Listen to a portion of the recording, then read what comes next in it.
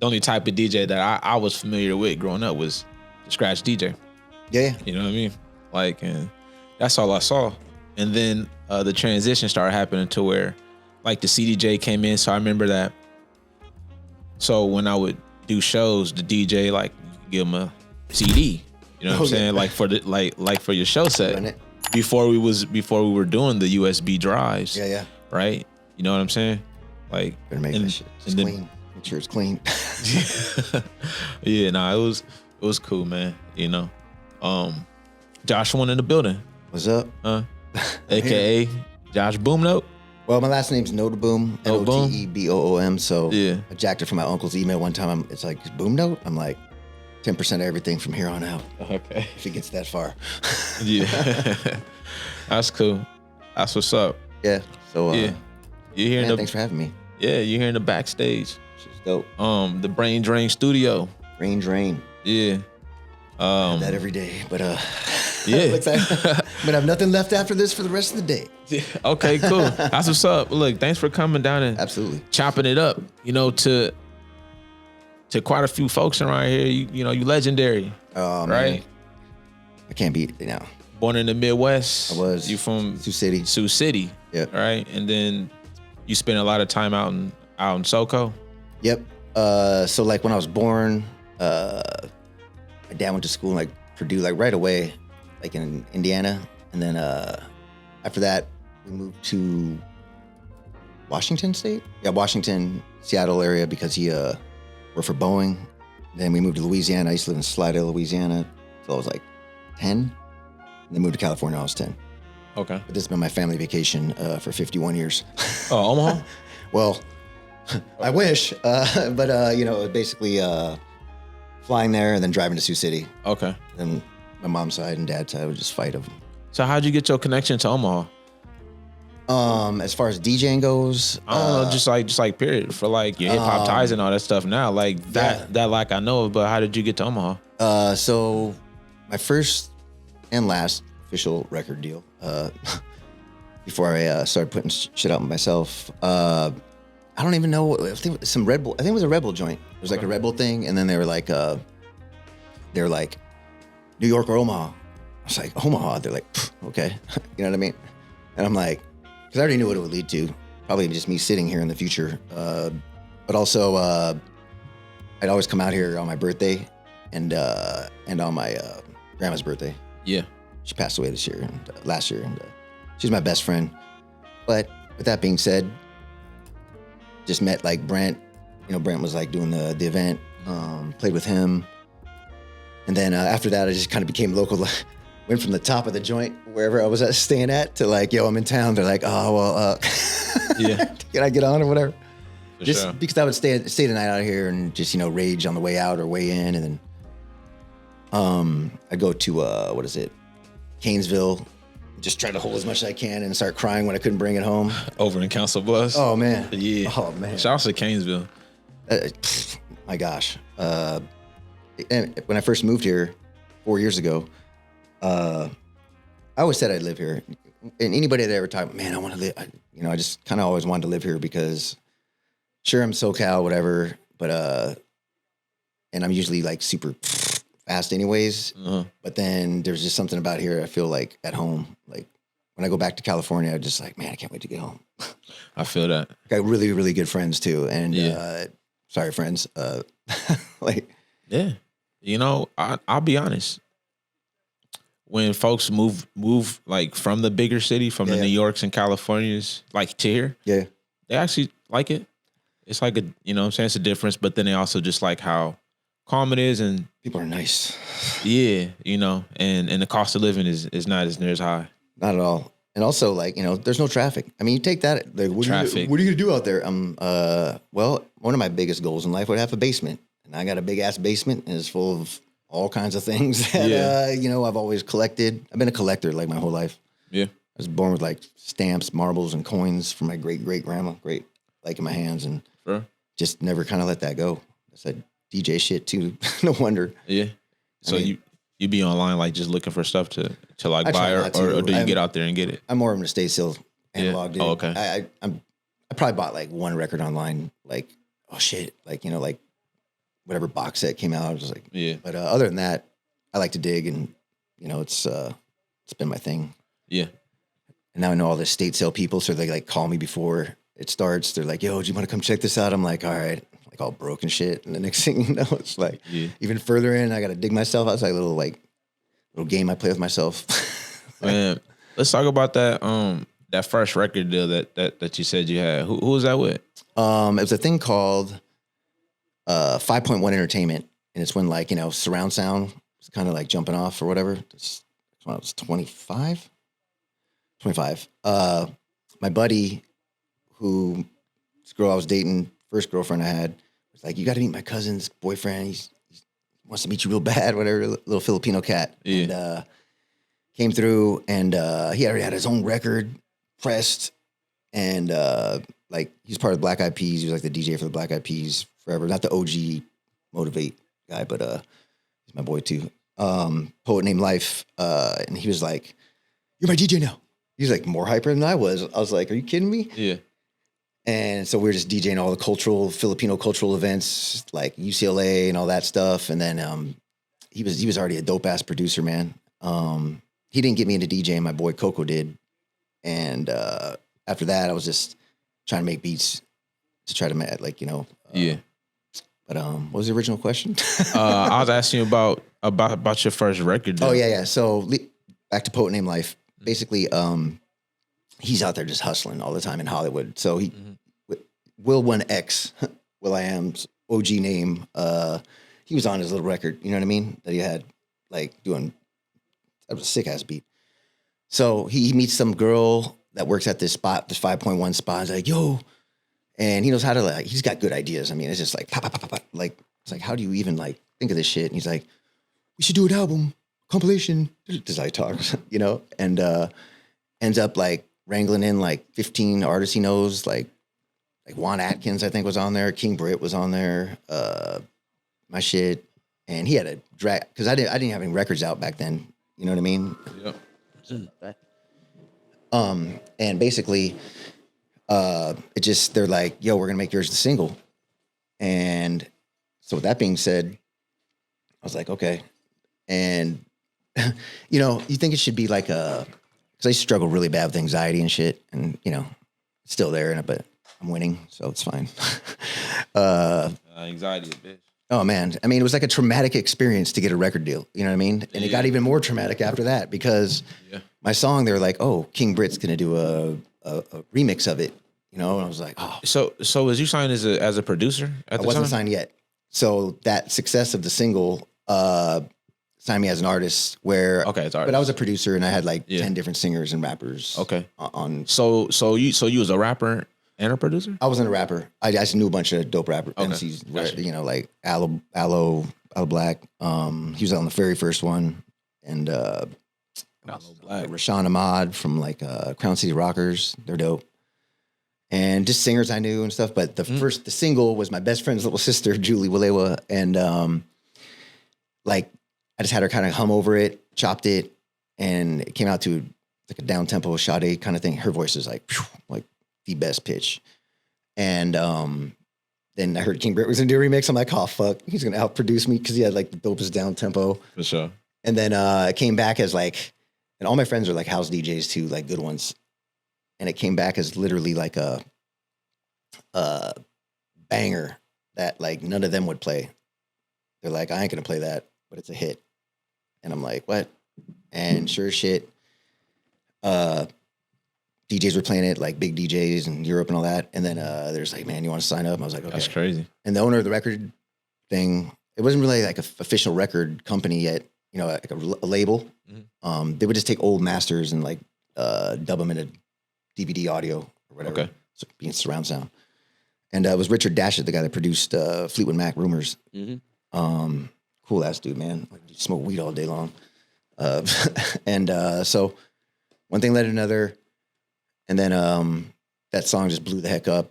It actually just got re-released by Defected, which is a huge house label, 2 weeks ago with another remix of the remix. There's been 10 remixes of the remix. Yeah. It's kind of crazy. That's crazy. Crazy shit. I mean, and it pulled me in a direction I did not want to be at the time. now I'll talk about it and be like, okay, I did that. You know what I mean? But before I was like, nah, well, you know, I was in every magazine just shitting on house music. Really? I mean, I love house music, you know, but like, not like hip hop, you know, where I'm like, and then, because I always thought like, you know, my first joint would be like someone like adjacent to like a Tribe Called, you know, to a Q-Tip, somebody that, you know, but I just didn't have that yet. Okay. And so I was like, all right, well then I'm in this down tempo situation and it's worked out. Right. So okay. So long story longer. so how long were you in that situation? It took me like a year. I had a job at the time. And they'd call me every day, where's the record? Where's the record? And it would just trip me out. I was like, yo, I can't. Yeah. I got to quit. They're like, well, that's how much you make a month. And they matched it and I quit. Oh, word. And boy, being free floating like that is a trip. Yeah. I was like, I'd be like, yo, I need money. You know what I mean? They're like, oh, come on down. Whatever. It's like in Santa Monica and I'm in Long Beach. You know what I mean? It's like a 45-minute, like no traffic. And they just basically, it took me forever to get the record done because I was dealing with how to deal with life without structure. Right. Let's call it. Yeah. And it did okay. You know, they put a lot of money into it and it was like on Pandora. The most streams I have are like on Pandora. I had my own station 20 years ago. You know, those numbers don't get displayed, so I don't look as cool. And what record was this? It's called Narrow Path, my first album. Narrow Path. Yeah, okay, the first album, Narrow Path. Okay. And then after that you go like independent? Yeah, because I went there, we kind of talked about it, and it did what it did, and they were kind of like, couldn't really put stuff together to follow stuff. But, and then I just went solo and started Boomnote. Yeah, all right. So when you started Boomnote, my fault. Yeah. When you started Boomnote, did you like sign any artists? I wouldn't say I signed them. Did you have any artists like? Yeah. Okay. So prior to it being like a label, one of the songs on there, it's called Gray Skies, got licensed to the CSI New York. Okay. Like the first one, I think it was the first episode, but it's in 5/4. My boy played upright.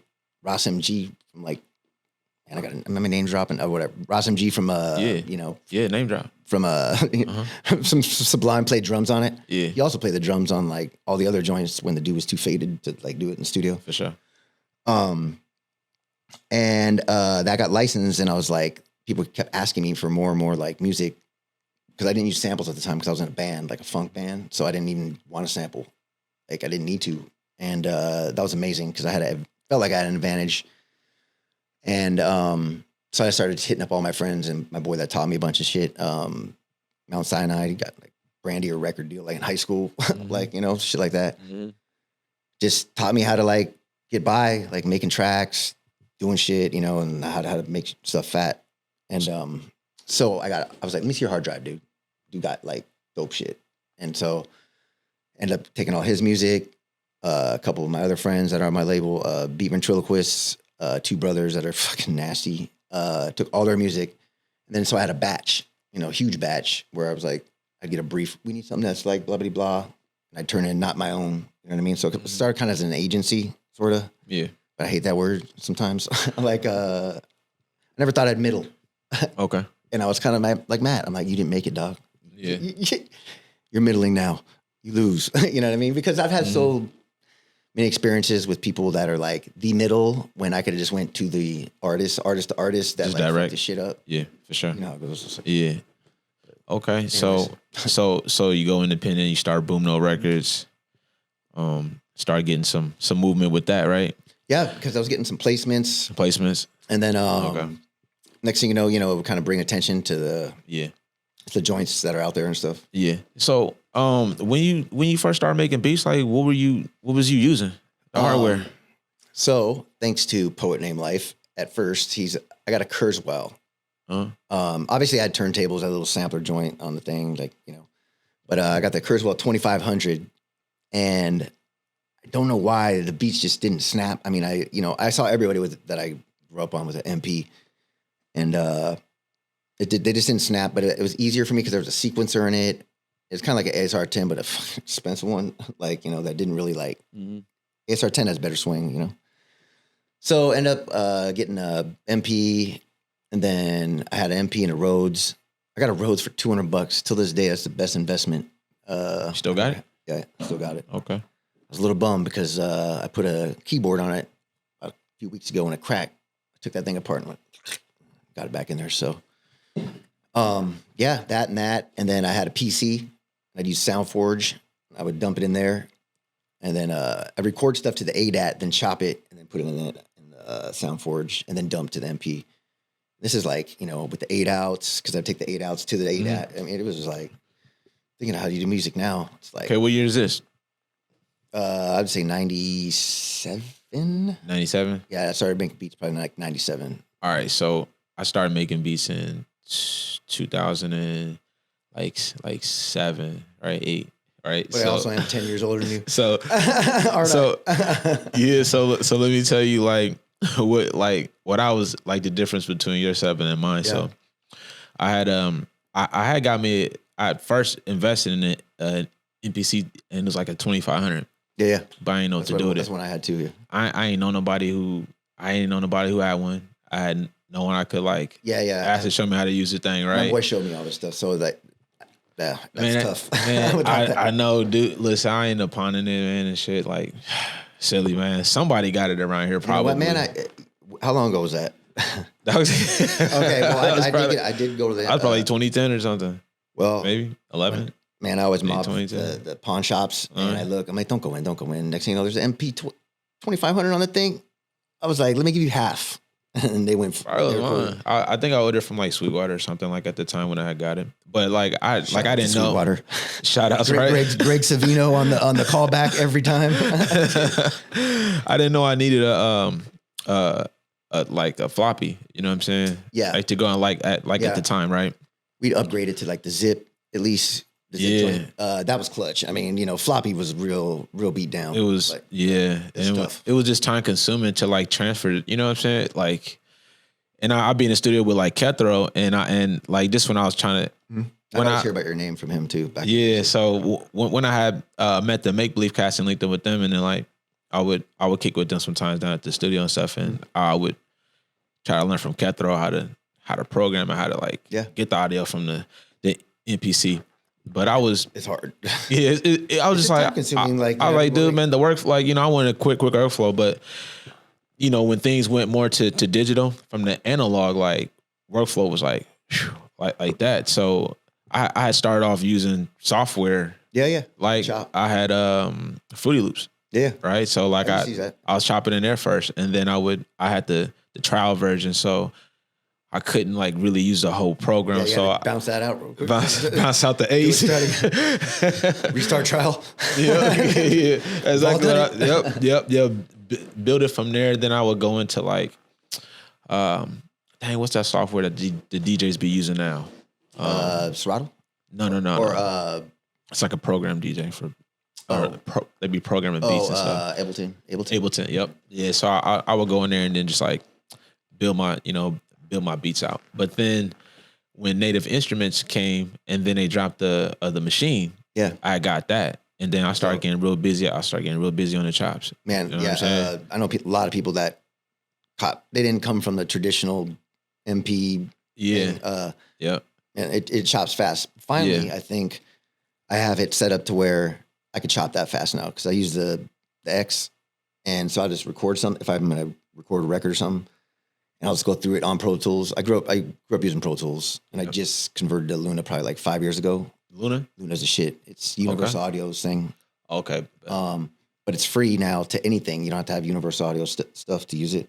Okay. But it's a combination between Pro Tools. It sounds good. That's the thing. It sounds good because so it's Pro Tools, Ableton, and Logic all in one. It seems like it's and it's cool looking. It's not all hard to read like Pro Tools. Yeah, so it would just go straight there, and I also go down, slice it, and drag it to the pads. I turn around, it's on the MP. Yep, it's a miracle. Yeah. My God. Are you still you still do your digging hand wise? You don't do digital, right? Nah, I've never done that. Files and drop them and chop them. We've sent around a few that one of us have recorded probably or whatever, but I've never done that. Yeah. I know a lot of people that make tons of beats. That, just go to YouTube, snipe it. Yeah. I'm just, I don't know, purist in some ways where I'm just man, I gotta find it. I remember because I started sampling back in the days, and I'd stumble onto stuff, and then I'd be like, "Man, this is too good to be true." Sure as shit, Premiere. You know what I mean? Like something like in some other way. But there ain't no way. Especially back in the days, I was like, scrap that whole idea. I'd be sad about it too. Like, yeah. You know, nowadays, like shit. I said back, geez, I don't know, probably 25 years ago to my friend, like I'm some prophet or something. I was like, watch, in the future, one bar of some of these joints we love in the early 90s will become the hook. And I didn't know it was going to include the whole beat. Just take the whole chunk. The whole, I thought maybe the vocal or something. No, like, they take the whole loop. Oh, man. Yeah. Slow it down or whatever, you know? It's like... Yeah. Man, so, all right. So, you went independent, and... Which was hard, because I had to put all my money into everything. Like, everything in there? Yeah. I had connections to, like, get other stuff that, you know, from who I knew and stuff, but... It was still like, what was like the opportunity or like the show or the collaboration where you were like, all right, everything is like becoming worth it? Just the songs that I had that were left over, really. Like, you know, everything I made, I was very excited about, you know, but then came the pressure of me putting it out. You know, I had good distribution. I didn't have like P&D for vinyl. Have quite the numbers, even though that other. What's that? P&D. Oh, like what is it? Production and distribution. Okay. Where they'd produce it for me instead of me having to make my own joints on vinyl. Yeah. And just go to all the record stores. And, yeah. I mean, you know, certain distributors pick up a little bit, but like, you know, if it's not like steadily selling or something like that, you know what I mean? They're going to look at it and like, well, I'll take 2. You know what I mean? Or whatever. But I'm cool with that. But just that part alone, the business half, and then the promotion. Hey, check out my shit. You know, I can't. It's so that bothers me too on the online tip, because when that first thing came out, it was analog. It was like, here, man, your shit's #1 in Germany and whatever. Like, you know what I mean? Like people that didn't even look at me or whatever. They're like, they're gonna get. Yeah, they're gonna get it. Yeah, you know. And I grew up watching J-Rock DJ, best DJs in the world, Beat Junkies, and man, I was like 16 years old.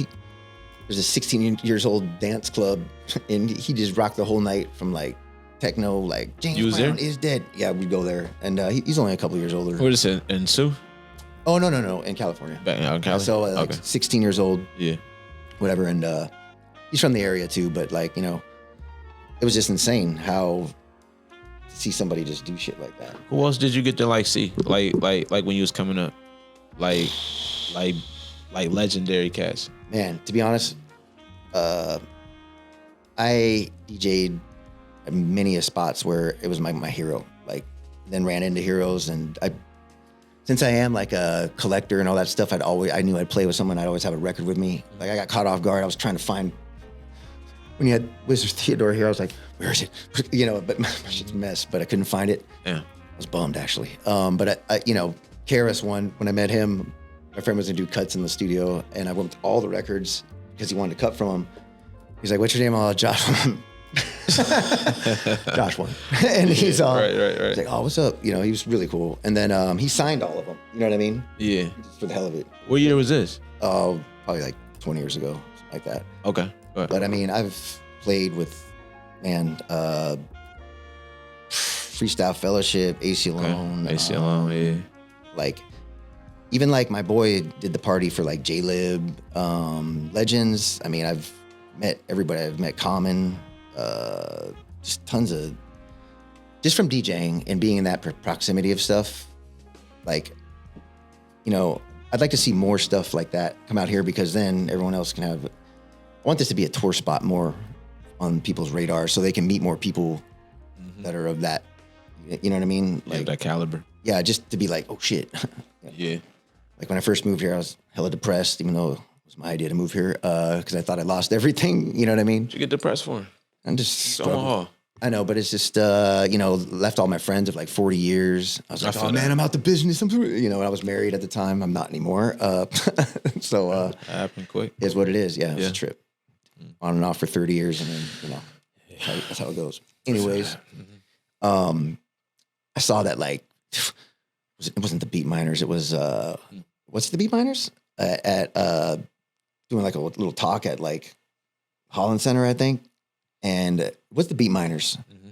It's like my favorite thing. Like, you know, and I was like, I'm going, like, whatever, you know. Mm-hmm. And, but I pulled out of it and just life shit got in the way. But then I just dealt with that by buying a bunch of shit. That's fucking super dope. But, you know, it's burying me, like, as far as stuff goes. But for sure. So, did you, I want to clarify this because I heard, but I'm not sure. Did you work with Slum Village at all? I did. You did? Yeah. What kind of work did you do with them? Okay. So, flash forward to the second little hustler Filipino dude I knew named John Anchetta. Yeah. We were living in a little duplex next to each other, and he just likes to make shit happen. You know what I mean? He's like, yo, whether he's lying or not, it goes down. I'm like, stop, dude. I was like, kind of like, I'm the godfather of his kid and stuff. But he's a cool dude. But he's a hustler. He knows he's got great style. He knows like all kinds of like good music. So he was doing the music, throwing concerts at like the Long Beach State. And like I'd be like drinking all night and sleep till 3 the next day. And he's like, yo, Jay, like goes around to the back. He's like, Slum's at the door. I'm like, what? Slum what? Right. I get up, I'm like in my boxers from him, like, all right, hold on. Answer the door and shit. And it was T3 and Elzai. Elzai? It was Batin. It was just them two. Dilla wasn't there. And they came in and they saw my little plaque. Thought I, you know, because my boy, he was going to play Exile beats for him. Mm-hmm.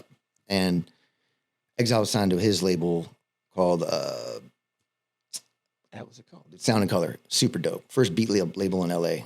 I mean, I don't care what anybody says. And he was going to play Exile's beats. Yeah, to see if they wanted to like get on for Slum Village. Yeah. Okay. And it actually led to them having a joint together, got on Exile's album. So dope. Like years later. Mm-hmm. So come to the house, and then I don't know what. So I lived in around that time. I ended up taking this plunge. They're like, dude, you should move to Hollywood with this one guy I know, and Louis Kunstler. He's super sick. He was a DJ back in the days, but like he's just like manager of all these people, like Toki Monster, electronic festival type big shit. Mm-hmm. You know? And go up there, and then somehow Miss Yancey was like my Dukes. You know, we were calling her Miss Yancey, and needed someone to convert beats from Dilla's MP. So my boy John was like, Josh can do it, you know, just no matter what, you know, just trying to get it in. So it was a 3,000, and thankfully Mount Sinai, the guy that taught me about shit, grew up on the 3. Yeah, you know, so we went and picked up the MPC. Oh my god! So you picked up Dilla's MPC? Yes, 3,000. Yes, oof. And you know, it's one of those things where the knob's about to fall off, and I'm like not trying to be that dude. Like I'm not like blowing on the shit. Like it's like and you got, you know, you got to understand, like he was sick. You know what I mean? Like he actually came to the spot. So I never had a studio outside of my house, and then Mount Sinai, I rented a thing. Divine Styler used to be upstairs, which is kind of crazy, and I had a room in the, you know. I didn't have much gear though. You know, I had like a Mackie, which I did get for free, which is kind of dope. I was like, my boy's like, need one? I was like, hell yeah, with the meter bridge. You get that. I know that. I'll take that for sure. So he came, and I only had, I'll bring it, man. It was the little M box. I recorded some of Below the Heavens with it, with Blue and Exile. And and I had a little laptop that I got from my like last record deal or whatever, you know. And I had some outboard gear, like the Rhodes, you know. It was validated up in there a little bit, you know, but a lot of stuff was crazy. But so him, Miss Yancey, and I think it was like his brother-in-law. He was like a comedian. He's freaking funny though. And I even recorded him for the hell of it. So I would just show Dilla his stuff, and he's like, all right, cool. They go home. And Sarah, you know what Sarah is? Yeah, they were right there. I remember us dropping him off over there, and then he did a song called like Boom Boom, I think. Oh, Royce? Yeah. And then I did get a shout out on there. I couldn't believe it. I was like, yes, because my boy John was like, yo, shout out. Like, okay. So probably hear on the last 2 albums scratching there real low. That's hard. Just because his voice is dope. I think he's the best rapper on the mic. I mean, and producer on the mic, to be honest. Yeah. Because he knows how to like be in his pocket, like, it just be in his pocket, So I feel that. So, Common, that one picture you see, Dilla way out in the back of the room, kind of over the desk. Yep. That famous picture. That was his. I think it was a Common's apartment or something. Okay.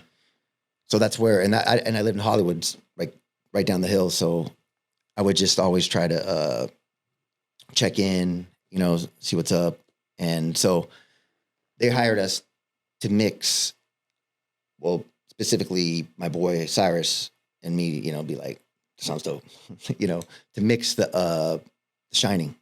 Okay. Yeah. There's all kinds of crazy. So you mixed on that, The Shining. I think they kept a couple of his effects because my boy's like outboard thing, and then someone else touched it up.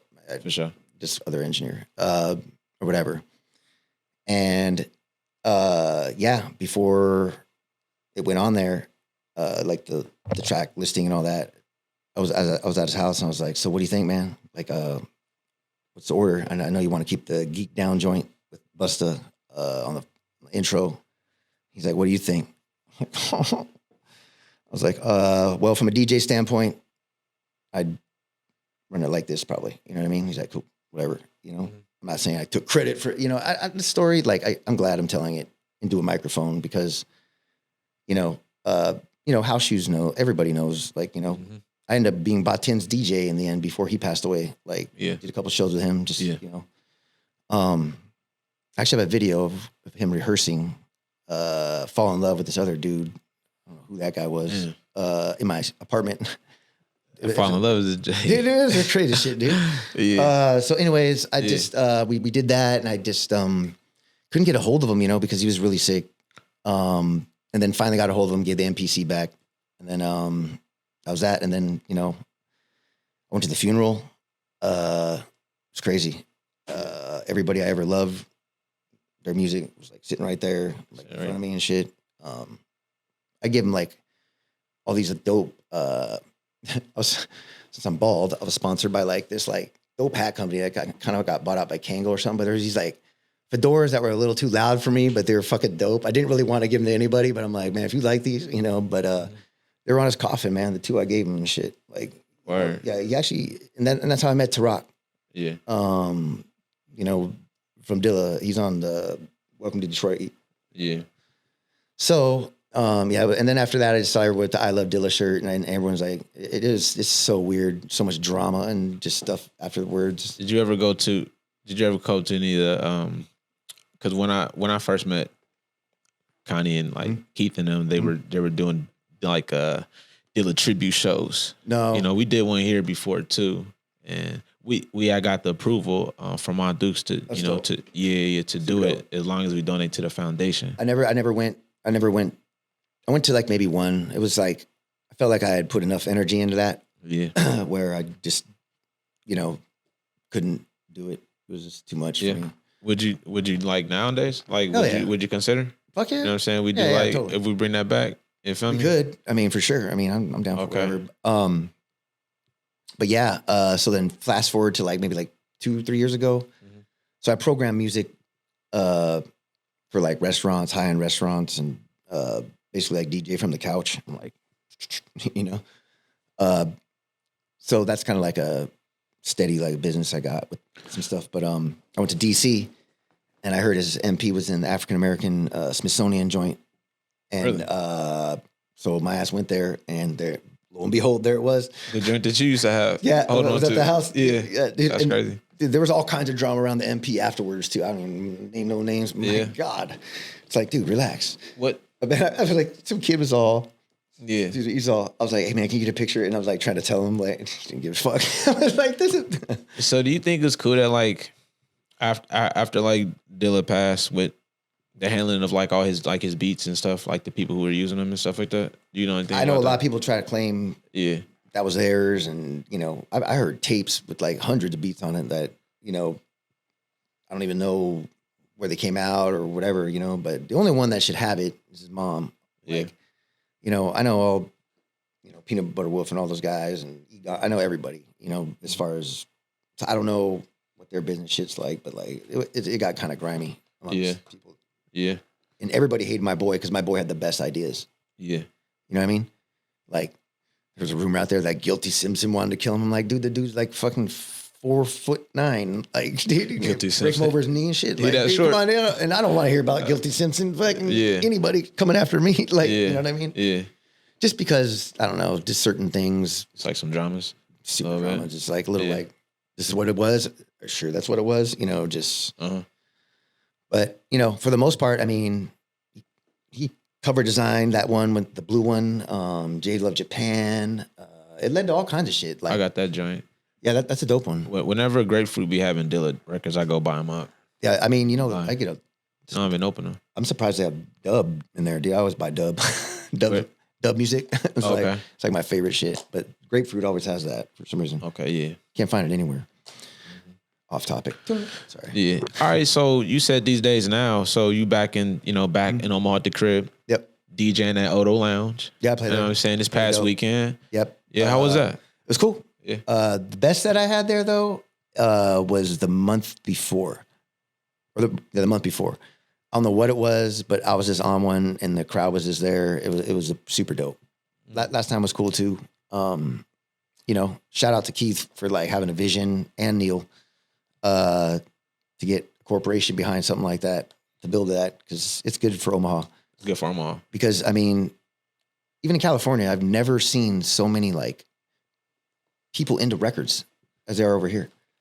Okay. Like I'm serious. I have like a whole like crew of people. We just trade shit, and like I never thought about selling a record. I thought about buying one to play. You know what I mean? But like, I can flip them things. I've just overbought like a maniac. You know, because they're like, you take those 30, you got to take these 3,000. I'm like, that part.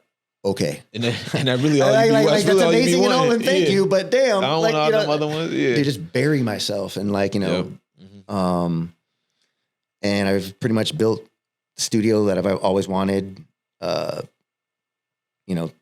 Just meeting cool people. I love it. So I'll try to divide it up from like, I got OCD, ADD, ADHD, mostly the H part, hyper part. I'll see something on the way out, forgetting my keys, like, oh shit, I'm grabbing my keys. And I look down, there's like a light socket, and there's like a little plate right there that I'm gonna put on it as decorative or whatever it is. And like, hold on, let me handle that real quick. It's like, dude, stop. Like, but having a lot of things that are just misplaced for me, which they're not misplaced, they just haven't been placed yet. Right. And I'm trying to find, even just with this, you got like every little corner with something popping, and that's how it is. Yeah. So that's how it is, man. So production wise and stuff, though, I'm making tracks. I'm sitting on a bunch of new albums. Okay, yeah. I was about to ask you because you got a newer release out, right? Yeah. So it came out like I wouldn't call it new anymore. So like a year and 2 months, something like that. Year and 2 months. So latest release. Yeah.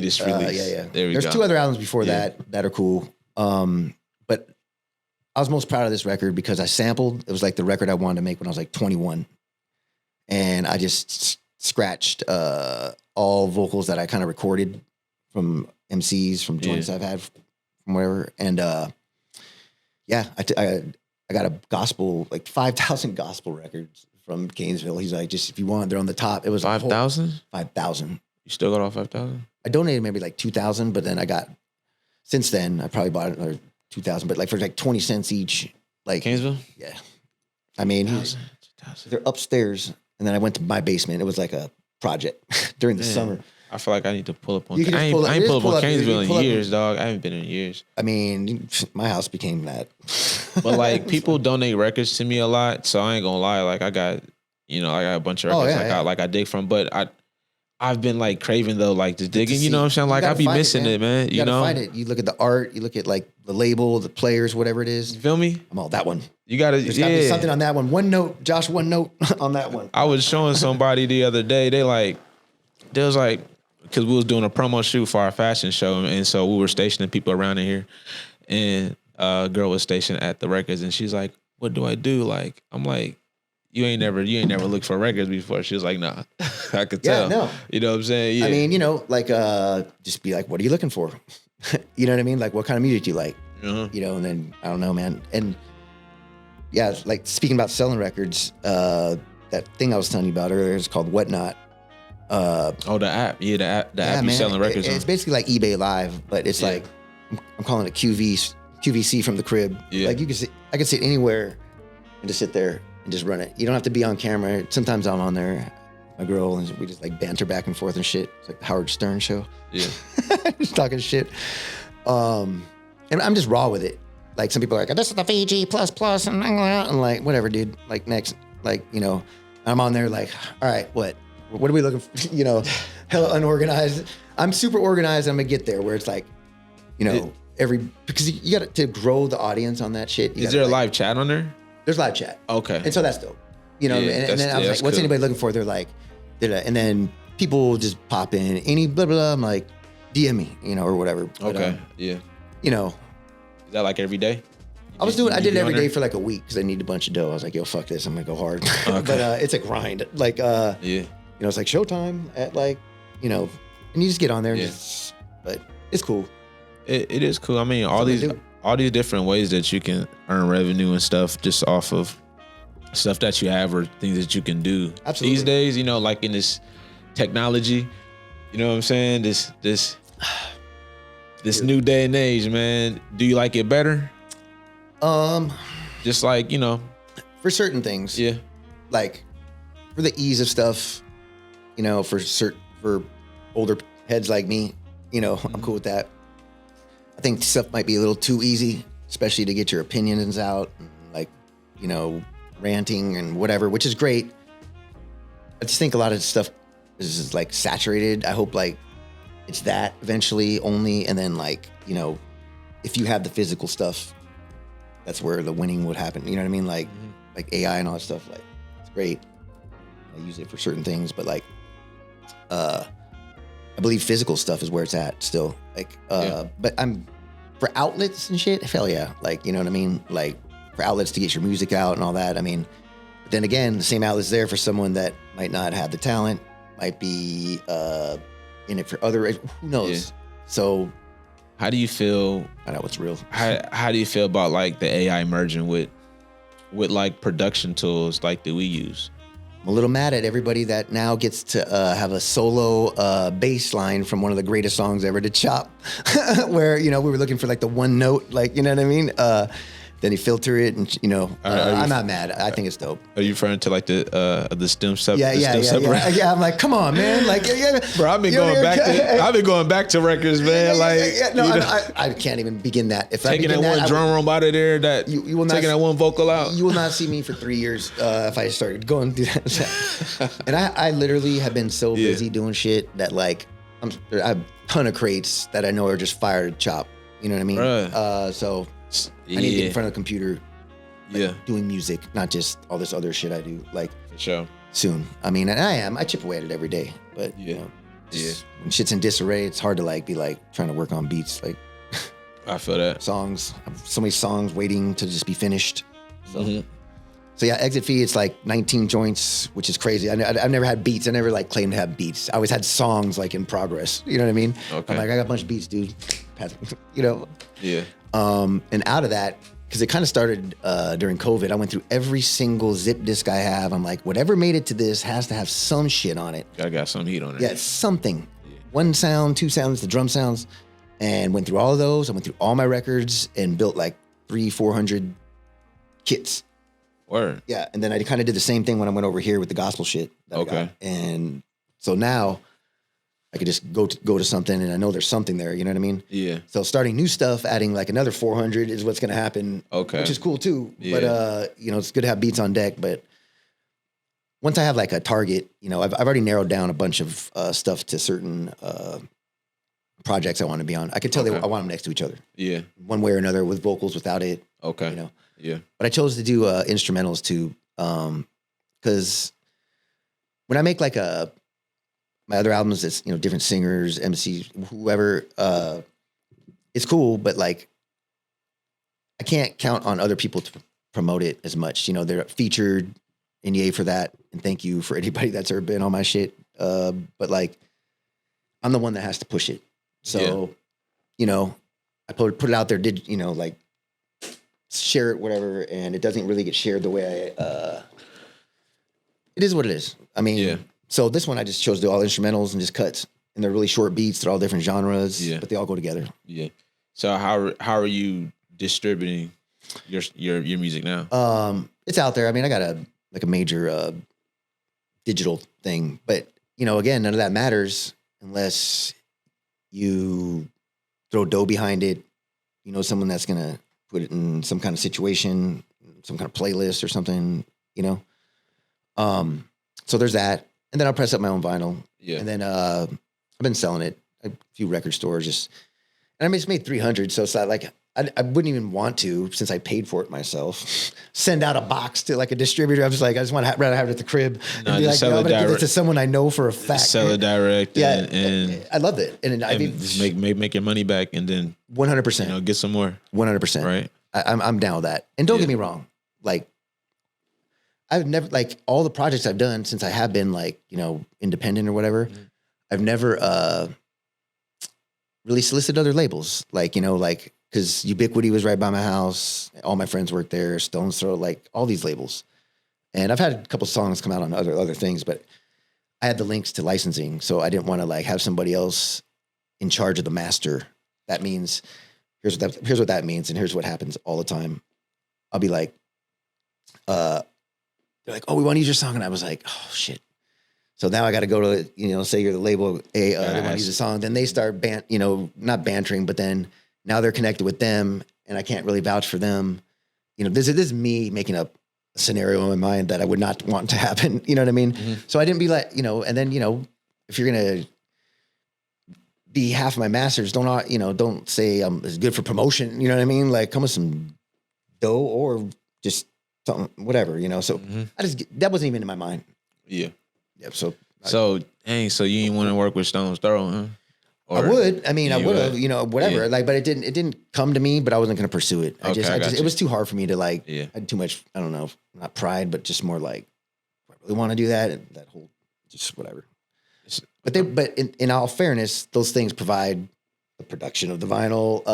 Put you on shows. Like more marketing and all that stuff. Yeah, it's kind of built in. That's the shit that goes right down the drain for me when I do my marketing. So that is a difference though between just being with a label and then just being completely independent. You're responsible for every single thing. Yeah. And you have to outsource all those things, right? In order to run your record and stuff like that. Yeah. I mean, I would not mind I mean, like I'll do a deal with someone for vinyl, split that. I don't give a shit. But like when it comes to like just the whole joint, like unless it's like what I would like to do, and I do have the capability with all the fucking sick musicians and everybody I know to produce for somebody, preferably that had a record deal. You know what I mean? That would not just give beats to whoever, but just produce for someone really do it. You know what I mean? That is in the situation. Yeah. Right. I feel that. That's something I haven't done yet. But okay. Like specifically, I've done things, but like 10 songs, one dude, one girl, whoever it is, But like, yeah, kind of like a Blue Exile thing, or more like a Primo and Guru. That was the OG situation, and I had that. That's another reason I was freaking depressed when I left California. I started becoming really, really good friends, and he moved from Chicago. He used to go as a Dodd. Now he goes to Demetrius Rhymes. Dude is nasty, and him and I just got joints, and I felt like that was it. I was like, okay, finally, dude, the one thing that I, Okay. And moved, life changed stuff. But you moved or he did? I moved. He actually moved out to California. I'm like, don't do it, dude. Coming from Chicago. For sure. And but he does more video stuff now. He's talented. So but we had a whole bunch of songs, and I tried to stay on it, and stuff came out. But I saw him last time I went to California. Made a point of it. Brought him to this other studio I'd never even been to. Dude only records the 2-inch tape. Did a live thing. It was like, I think caught the buzz again a little bit. According to 2-inch tape. But I was like crazy. It's like, what? Right. Sounds good though. It's gonna sound real good. Yeah, for sure. And the dude's the drummer. And when Demetrius we got out, he's like, I cannot play that dude's pocket. I don't know, dude. It's like shit. It's from this band called the Soul Beacons, and nobody knows about him. It's crazy. It's like, yo. So they're on my like little roster of things to like pitch to people and like production. So if anybody needed something, you know, in whatever genre, from dance, crazy dance shit to digital dance shit to analog, funk, soul, like, you do it all. I can make it. I can get it all. Yeah. Okay. So where can people like listen to your, like, you know, if they're interested and there's probably like an artist out there that does have a situation that's You know what I mean? Whatever. You can just email me, you know, IG, Boomnote, at Boomnote, whatever. I have a website, finally. Yeah. Almost done. Yeah. Just got it up. Work in progress. Yeah. It's boomnotemusic.com and just whatever. What's your catalog like? Like how many releases do you got like total? Me personally that I like produce? 4 full lengths. Man, a lot of like singles and remixes. I remixed Nappy Roots back in the days. Nappy Roots. I actually got a plaque for that. I could not believe it. What kind of plaque? Platinum one. Platinum one? Yeah. How many platinum plaques you got? I got 2. 2? Yeah. For who? Them and Fits in the Tantrums. I did a remix of that Out of My League. You know, not two of my favorite groups, but you know, I wish it was The Roots, but it's okay. How'd you? Just Which one came first? Nappy Roots. Nappy Roots. And you know, and that was another like uncomfortable situation because it really wasn't my style. Yeah. You know what I mean? And it just because that contemplation thing, this dude named Mike Karen was a runner at Eazy-E's label back in the days. Ends up just going through the ranks. Now he's just gone. You know, was the president at Atlantic, and they're like, someone here's at the label. I'm like, God, who? Like, you know, back then, from Atlantic, and I go over there, and he's like, here, man, make beats for all these people. And I was like, Trick Daddy. I'm like, no. There's like Sunshine Anderson. I think I could make Sunshine Anderson. Yeah, you could. That's my style. Yeah, but then I'd be crazy if you did Trick Daddy. I mean, I'd be living on. I don't know where I'd be living at right now. You'd be somewhere in the South. You probably have some girls in your mouth and everything. Having gold teeth, go out like Scott Storch and shit. Yeah, for sure. Scott Storch and shit. So he's like, he's smart. This dude's smart. That's why he's where he's at. But my song on college radio was everywhere. You know what I mean? So he knew he was going to get a college radio remix, but it had Anthony Hamilton on it. Po Folks. It was for Po Folks, and I love Anthony Hamilton. I was like, okay. So I did it. And then he hired a studio. He's like, approved. And then my boy that's like OG outside, I was like, can he mix it? He's like, how much you want? He's all 1,500. He's like, done. I was like, oh shit, that's crazy. No. And the shit came out. Yeah. And then one day I got 2 tickets to see those guys, like a couple copies of it. And then I kept missing UPS. I was like, man, what? And it came. And I was like, oh my God. Dude, J1 got a plaque. I was like, fuck, this is wild. And they spelled my name wrong on it. That was the number 1. I was like, man. Dang. I was like, it's okay. But I was like, it only makes sense because it's been on a million flyers fucked up like that. But regardless, I was like, I couldn't believe it. So the plaque came in the mail? Plaque came in the mail. Went to the show, saw him, hung out with him. Yeah. She was funny, dude. Oh, man. She was popping back then. Yeah. That even led to some other crazy shit. Oh, yeah? Yeah. One last story. Uh-huh. Pipe in my mouth. Nah, you good. Hey, this is a place for stories. Yeah, well, this is a good one. Right. So since Atlantic over here, like, fuck with it or whatever, the East Coast one, some guy came. They're like, yo, someone's here to see you. Some guy wants to sing on your beat or something. And I go there, and I don't know who it is. Some younger kid. His name is Governor, and he was signed to like Wyclef. But his manager was this guy named Haitian Jack. Haitian Jack? Yes. Yeah, I've heard about Haitian Jack. Well, I didn't really know who it was until I met him, and I didn't even know until after. It's serious dude. It was serious. He's like, look, here's what's going to happen, or whatever. My engineer's right there. You know, I had this big ass studio. This is on the first record deal, by the way. See, these are the resources, you know, that you get when you got a record deal. Yeah, I'm like, for sure. I'm like, what? So he literally is like, so what we want to do is have him sing over the joint, you know, take the girl off. And I'm like, song's kind of out, kind of bubbling, like kind of hard for me anyways. I know it's not like pop level, but like, you know, it's doing some shit. Mm-hmm. And he's like, well, nah, man, you know, like, he's like, just do it, dude. Trust me. And then like, it kind of got like, I was pretty much saying no, You know what I mean? And then my boy who like ran the label, who's OG from New York, Todd Roberts, is like, Haitian Jack was here in the building and you were doing what? I was like, negotiating. Because like, man, fuck that. Anyways, I look at the dude, I'm like, yo, okay then, fuck it. Let's run it like this. What are you gonna do over it? And I was like, play it. And he played it and did it. I was like, it's pretty fucking dope. Take the girl off it. But you know, like, let's do it then, you know? Yeah. And so they've rented another studio, this big ass studio called Enterprise. It's like a movie theater. And I have a video for 2 hours. My boy brought the video camera and shit. And for 2 hours, him trying to get it in the booth, it's not working. Just fucking, excuse my language, Jack just reeling into him. Like, yo, man, stop wasting my time, Josh's time. Get yourself some weed. You know, do what you got to do. And the dude came out basically crying. Like, you know what I mean? I'm like, it's okay, man. Like, we'll figure it out. So he's like, when I get back, you know what I mean? But all these celebrities came in. Like, Omar Epps was there. I couldn't believe it. I had to ask him, are you a DJ? From Juice. He said his older brother was. I'm like, because it came off. He didn't learn how to do nothing? Well, I mean, he learned from his brother. Okay, so like, he wasn't. Yeah, like, he didn't claim to be a DJ, but I was like, yo, man, this is all of our favorite.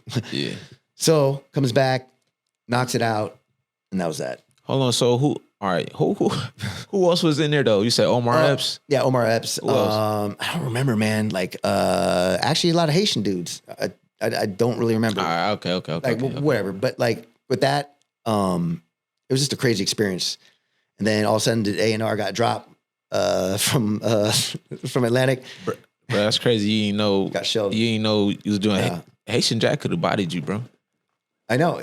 Well, he took me to the store, like, you know, in the Ferrari, dude. And I was like, can you manage me, dude? Yeah. Please? Yeah.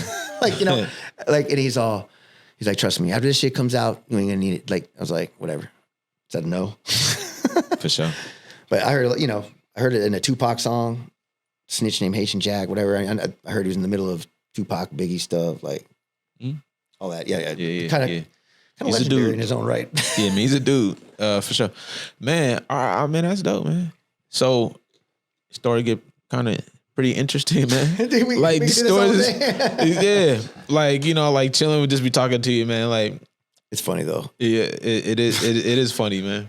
I just have to look back at it as like, it pays me in like sharing something with somebody that will at least give a smile or some kind of like laugh or like, you know what I mean? Yeah. I'm not trying to do it to be like, yo, dude, I did this, I did that. Like, I would do stupid shit to hopefully have a day like this to get it off on a microphone. Who's someone that? Oh boy. Who's someone that you at the time you was coming up that you always wanted to work with, but you just didn't get to work with him? Oh, like as an MC or just anybody? Nah, MC. Shit. I would probably say like it's probably between like a Q-Tip and I wanted to work with like random people too, like that didn't really have joints in my realm, like a Ludacris for some reason. Like just thought I just say murder something that he can rap. He can rap his ass off. That's what I'm saying for sure.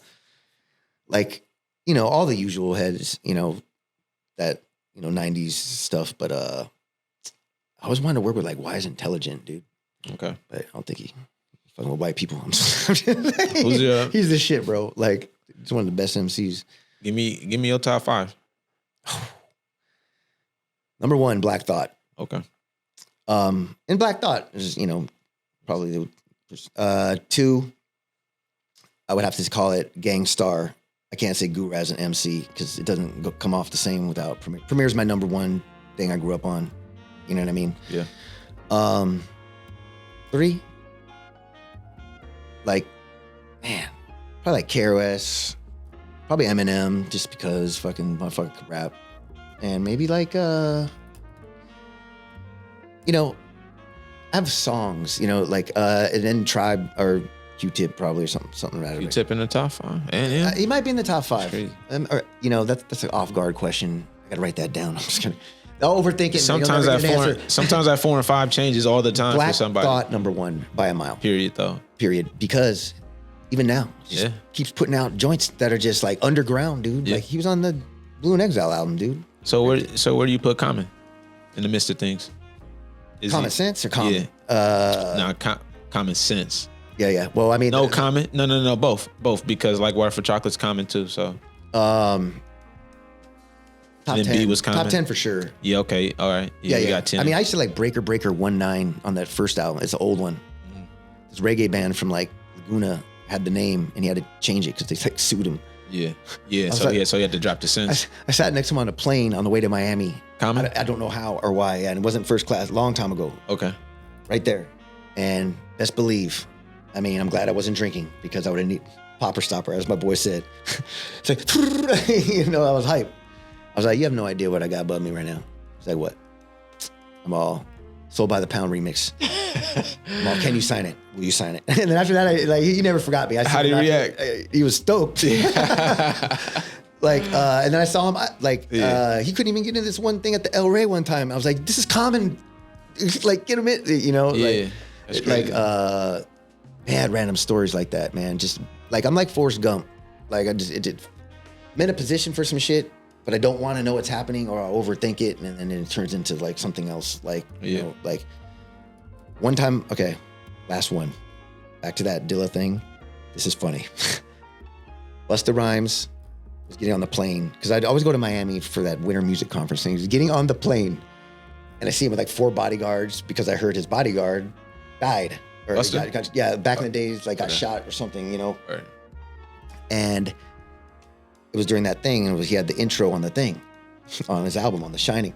Uh-huh. And I was like, from here to way over there, it was like far. And I yell out, "Hey, Busta!" And within that 1 second, I'm working on the intro that you're on Dilla's new album.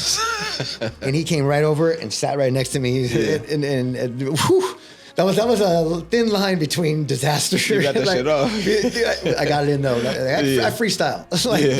I can't write it down. Okay. And then afterwards, he talked to me, and I was like, "Yeah, man, props." I saw him later at a studio.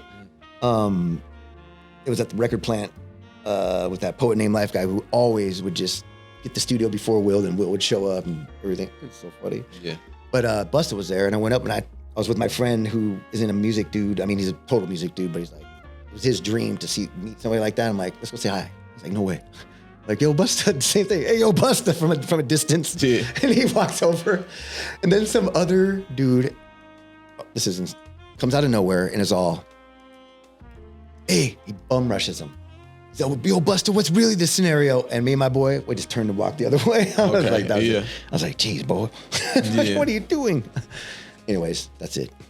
That's dope. Was that Busta with the long locks? Yeah. Okay. Yeah. It was like 15, it must have been 15, 20 years ago. It had to be. Okay. When you start saying that, I start realizing I'm 51. 51? 51. Okay. Man, a lot of our legends, man, is and current too. I think Kanye's like 47, 48. Yeah, I mean, you know what I'm saying? So it's crazy because I still think Keith's like 20. Yeah, no, yeah. But it shows that we've never seen people grow in hip hop. You know what I'm saying? Totally. So now we get to watch it. You know what I'm saying, and see how you can still be like Bruce Springsteen. Right? Yeah. You know what I'm saying? Yeah. Yeah. I mean. Yep. Man, so many people are passing away, and I'm just like, fuck, dude, that's, it's a lifestyle too. Did you ever meet MF Doom? No. Never did? Okay. I never did. All his KMD records, all the ones he was on, but I never met him. I always ask, man. Yeah, no, those that have been pretty close. Because I don't understand, from a younger standpoint, and I'm cool with it because that's a great thing. But even my little nephew was like, "Yo, can you get me this record?" It was like $150, with a mask on, or whatever. I'm like, I don't understand how. Maybe you can explain it to me how he became such a great thing, even though he was great regardless. A legend just doesn't come off the bench for sure and reinvent himself. I could tell you, and please, it was the same thing with Dilla too. Yeah, for sure. All right, because and then to almost become just like a cultural. Almost pop culture, but a cultural thing, right?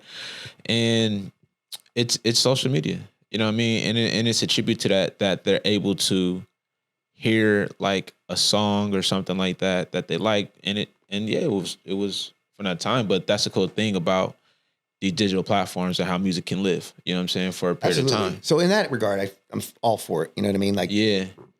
But how did they crack the code?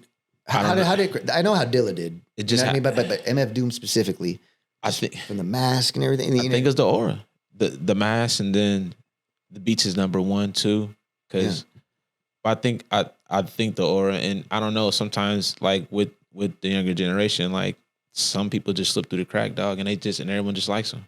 I love that shit. And you know what? I'm still banking on that. Hopefully, you know what I mean. Like that's still my shit. Exactly. I don't think it's over by any means for anybody. You know what I mean? Not it at never all. is. Like, right. Not at all. Yeah.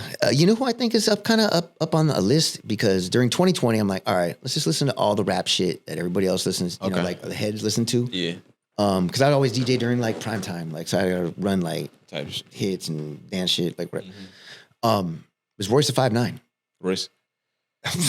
Some of his joints, I just can't stop, you know, like listening to. It's like, wow. It's nasty. Has he been dropping recently? I don't think so. Yeah, no. I love Royce, man. I adore Royce, man. And like when I first got on the Royce, he dropped the Boom with Primo. That's a joint. And, yeah, I mean, you know what I'm saying? It's over after that. Yeah. That shit was clicking up beginning, then it drops. Boom. It's crazy. Such a good one. That shit is so hard, dude. And you know, so I work with Tupac out of that, and he moved to California, and him and I and another guy formed a group. Even with the guy that taught me how to do stuff called Legal Tender. Yeah, we dropped a single, and the shit kind of blew up, and it just life got in the way. But he can rap too. Tupac has a really good voice, especially on it's on Say It on the J Love Japan, and then on Welcome to Detroit. It's there's a joint on there where I think it went by Lax actually on that one. Okay, he used to be Lax. Yeah, but yeah, man, random. How do you feel about Elzhi? Is he a top 10er? No, he's really good though. And also, if you guys ever see this, I have I have a doubles of Fall in Love 12-inch promo because I DJ'd the spot where it was the Good Vibe Night, and I was like the first internet label. Even Public Enemy was on it. It was called Atomic Pop, and then Good Vibe. And there was one point before Dilla, you know, the dude that threw it, you know, was like, I don't know, couldn't have money to pay me or something, but like he's like, yo, take whatever, and like had a handful of fucking, you know, Fantastics and you know, but Elzhi is I mean, he's super dope. I mean, you know, so anyways, like Dilla signed it, Hatian signed it, and Elzhi signed it. Because Elzhi knew somebody else, and he came to my house in Hollywood, and I talked to him, chill. And I need T3 signature. T3, if you're out there, I need that. How you feel now, like about them? Just like everybody's changing in Slum Village, and I think there's only T3s, maybe don't do that's left. It's like Far Side, like same thing. Yeah, I mean, I know Imani really well. He's been on a few of my records, and it's not the same. I don't know if they got all the way back together without Fat Lip. I don't know that, and you know, Fat Lip to me is. I don't think he was with them when they played. Nah, because they played here last summer, and it was my boy's 50th birthday. And you can't go. In California, the guy that got me into DJing. He's like, bro, I'm gonna need you to DJ no matter what. I'm like, you know, like, and I can't even believe I'm saying this because I'm not used to the, you know, non-existence of Far Side, just not playing for the hell of it down the way or something in California. I planned on it for months. Yeah. You know what I mean? Yeah. And it was on that day, so I missed it. But best believe, Imani would have got a call, and them fools would have been at the house, guaranteed. And who knows, maybe B-Real would have came with them or whatever. Like, who knows? I'll be like, look, man, let's go fuck around. Like, I don't know what you guys are doing. But yeah, it's to me, it's like Batin in Slum Village is kind of like Fat Lip. Gives it like this ultimate personality, and I don't know if it ever like be as, I mean, you know, as cool to me as. Do they have new joints out? I don't know, but they did come here earlier this year. I did hear about that. What, Kansas City or no? No. Maybe the homie Rob told me, and so either he went to go see them out in Kansas. I think. Okay, yeah, him and. If they would have came to Omaha, I would have been like, good. Finally. I probably would have went. I don't know. Honestly, I don't know because I'm used to the Fall in Love Slum Village, you know, the fantastic. Me too. It's gonna be rough. You feel me? But it's rough. You know what my boy said? I did not say this. Don't quote me. All right. We can quote him. One of my best friends, I've known him for 40 years. His little brother, hip hop head. I mean, straight up, he's all, well, I'm down with it, and he loves Dilla and all that stuff too, you know, and beats and stuff. But he's like, all of them strive or sound like Corrupt. I was like, in Slum Village, and I don't know about that. They have a song with him, and it's just that some of the cadence and pocket. Maybe not the content. I gotta research it a little more. But then he showed me the one. There's only one, you know, that he showed me. I was like, I get it. You can see it. Yeah, okay. I guess. But then I did tell my other buddy, Majestic Legend, that my friend said that. And he's like, well, because there's like some kind of like Oakland connection. Yeah, some kind of like Detroit, Oakland. But I can see that. You know, I mean, I get it. I mean, I get it. But Crep doesn't like, you know. He doesn't sound like a typical like West Coast rapper either. No. You know what I'm saying? He sounds Midwest. Because he got over, because he was over P-Rock shit on the Soul Brother joint. Remember? Yeah. And, you know, and Midwest rappers, like, I think there's a lot of good ones, man. Like, and it's cool. I always claim Midwest, even though I lived out there. I mean, I just claim where I'm born. Like, I don't know. Like, I guess it's where you're from and where you're at. I don't know. But, you know, but I would like to see more shows, like, at spots with people, you know what I mean? Like, at least of that caliber. Like, we're gonna have to go through a crazy agency. Maybe we can get around that somehow. You still locked in? Slide through, you know? Like, I mean, are you still locked in with a lot of cast, man? Where, you know what I'm saying, we can start funneling guys through here? I can be. Like, you know what I mean? If we like put a little plan, I can just reach out and we have the venue and we kind of know what costs what or whatever. Like, you know. Here. Yeah, well, there we go. The venue. we ain't gonna bring nowhere else but here. Absolutely. Yeah, for sure. We totally do that. Yeah, we're gonna do that.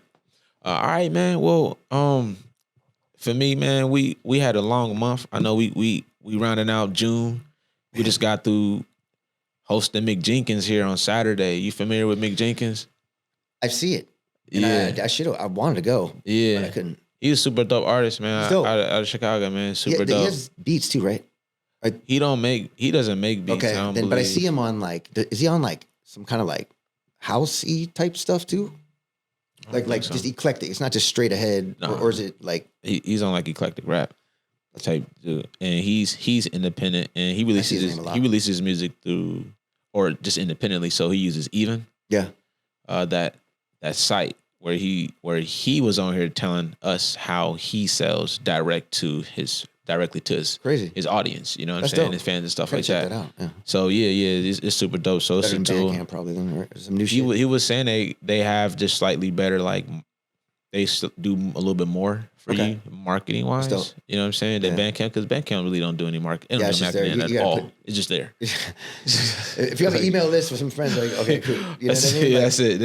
I've slept on Bandcamp my whole life. I should have been on it more. I could have built a huge following, but like I do have it on there now. And every now and then, like it's all so and so bought something for $1. I'm like, $1? I'm all nice. Not mad at that. Like, I don't know to get $1 on Spotify. I still put every release on Bandcamp. Like I've put all my releases on there. You know what I mean? I need to just drop a bunch of shit that without worrying about the other stuff, just on there because it's done. Just let it. Just post it. Let it. Just let it be. You know, and for you, like, you know, with. Exactly, like with the catalog, and what Mick was telling us was like, he was telling us like how when he started releasing like that through Even, how his back catalog on streaming like went up. Yeah. Right? Yeah. And then his royalty pass was even that's huge. Kind of what's been happening since the remix of the remix of the remix. Okay. Came out, like it made my numbers go up, but then I see like exit fees steady. Like it must be like something because they're short, you know, shorter beat. I don't know why. Like, whatever. But people are going back and listening to like older stuff. Yeah. Because I'm having a problem like having something new be more popular or, you know, even with my older stuff because I had the machine behind it. Yeah. You know what I mean? Yeah. Like there's a machine, like the machine, but you know what I mean? Yeah. It's a good thing, man. You in a good place. Just don't stop. Ever. Oh no, fuck that. You know what I'm saying? Never do. I can't. Yeah. I never will. right? Absolutely. What you got to say to cats around Omaha, those that want to stay independent, have longevity, right? And sustainability, like in this music game. What you got to say for them? To get it or to sustain what they currently have, or and just period, both, right? Yeah. Like, if you got any keys for them, like to sustain themselves, like things that they can do, right? But also like just for their mentality, and then just knowing like nothing's overnight, right? Yeah. And sometimes they want to move to a larger city, right? And sometimes they move to one and then they come back. Absolutely. Or kind of things like that. I would just say probably a common thread between both of those is don't change your style. Like keep the stuff that got you into it, stay on it. It might not be popping right now, but like you don't know when it's gonna pop, if it pops, whatever. But just do your own style, like every facet. People say I have my own style, drums or whatever. Like, thank you. I work my ass off to have something different than somebody else. Don't do the same shit. Move to big city, start doing other types of music. Like do other types of music. Just because I did a house beat doesn't mean like I'm not. It's still gonna be me on it. You know what I mean? But like, don't bite. Is that a word nowadays still? Yeah, it's a word. Don't bite. I'm just like, don't bite other people's stuff just because it goes. Like just because it's going. Right. You know what I mean? Right. Just keep your own style. I mean, that's pretty much a answer. But but all the outlets, take advantage of all the new digital outlets. Let's just call them outlets. The word digital is kind of there. People don't even know what. Yeah. So, all right. So, anything coming up? Anything on the horizon? Just trying to finish a few records. Okay. Studio's up.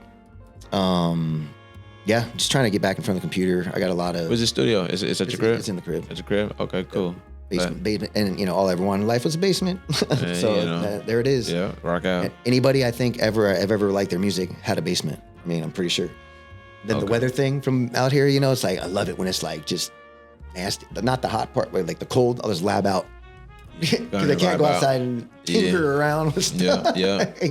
Man, it's important to have a personal space in your house. Absolutely. You don't have to get up and then go somewhere else to transfer them ideas and that feeling. Right? Straight up though, for real. Man, I appreciate you having me on here. This was fun as hell. Yeah, thanks for pulling up. When you texted me that, I was like, yeah, I'll be there. I was like, shoot.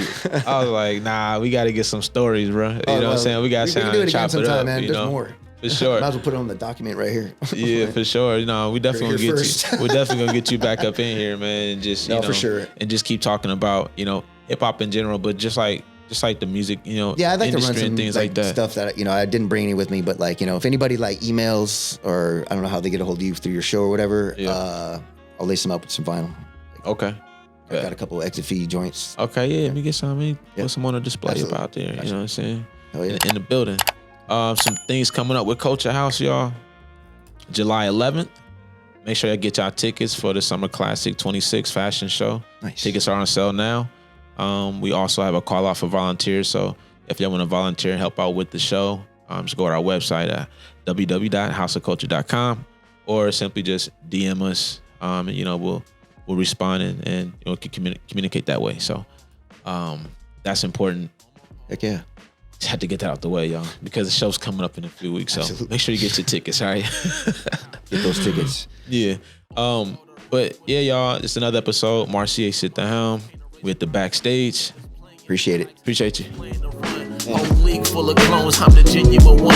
I've been writing out the doubt, let the message define. Had to learn a new language, I've been speaking in rhyme. Short breaks, long nights, no off season of mine. Playing in the dark, thinking how I'ma shine when it's time. It's your first time here, wanna see one.